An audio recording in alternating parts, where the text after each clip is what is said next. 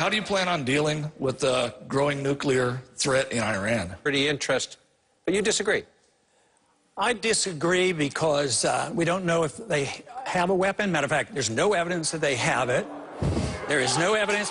Israel claims they do not have it, and our government doesn't. I don't want them to get a weapon, but I think what we're doing is encouraging them to have a weapon because they feel threatened.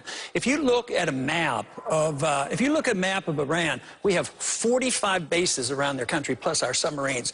The Iranians can't possibly attack anybody, and we're worrying about the possibility of one nuclear weapon.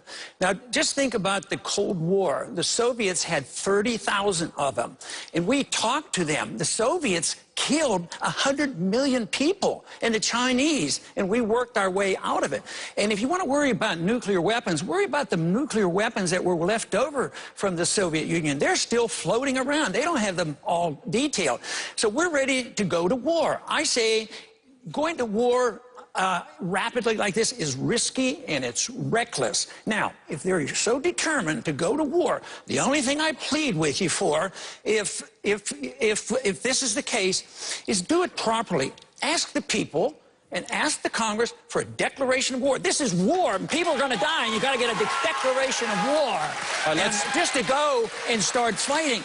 But the sanctions are already backfiring, and all that we do is literally doing the opposite. When we're attacked, we all came together. When we attack when we put them under attack, they get together, and it neutralizes that. They rally around their leaders. So what we're doing is literally enhancing the power. Think of the sanctions that we dealt with Castro. 50 years, and Castro is still there. It doesn't work. So I would say a different approach. We need to at least we talked to the Soviets during the Cuban crisis. We at least can talk to somebody who we do not have proof that he has a weapon. Why go to war so carelessly? You know, I've tried the moral argument, I've tried the constitutional argument on these issues, and they don't go so well.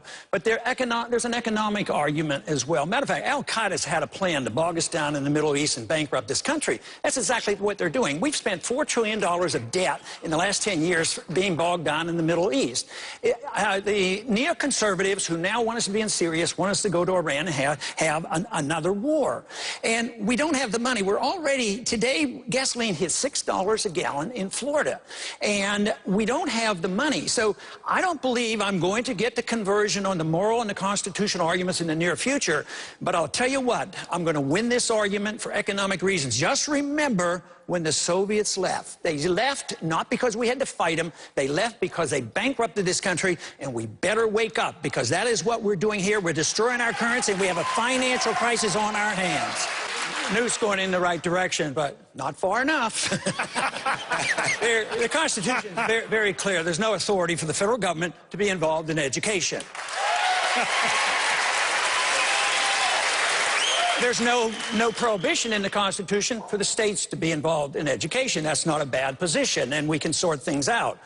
But once again, the senators was for No Child Left Behind, but now he's running for president. Now he's running to repeal No Child Left Behind once again. But and he calls this a team sport. He has to go along to get along, and that's the way the team plays. But that's what the problem is with Washington. That's what's been going on for so long. So I don't accept that form of government. I understand it. That is the way it works. You were with the majority, you were the whip, and you organized and got these votes all passed. But I think the obligation of all of us should be the oath of office. We should take it shouldn't be the oath to the party. I'm sorry about that. But it isn't the oath to the party. It's the oath to our office to obey the law, and the law is the Constitution. I want to close with this question. Help the voters who still have questions about you. What is the biggest misconception about you in the public debate right now? Congressman Paul, we'll start with you, sir. I would say the perpetuation of the myth by the media that I can't win. And and the totally ignoring some statistics that showed it to be the opposite. Just recently there was a poll in Iowa, and it matched all the four of us up against Obama. And guess what? I did the very best. So I would say that is the biggest myth, but let me tell you, though, in public perception is one thing, but when you go around and talk to the American people and we have our rallies, that misconception isn't there. And I think that's the biggest misconception that I have to deal with.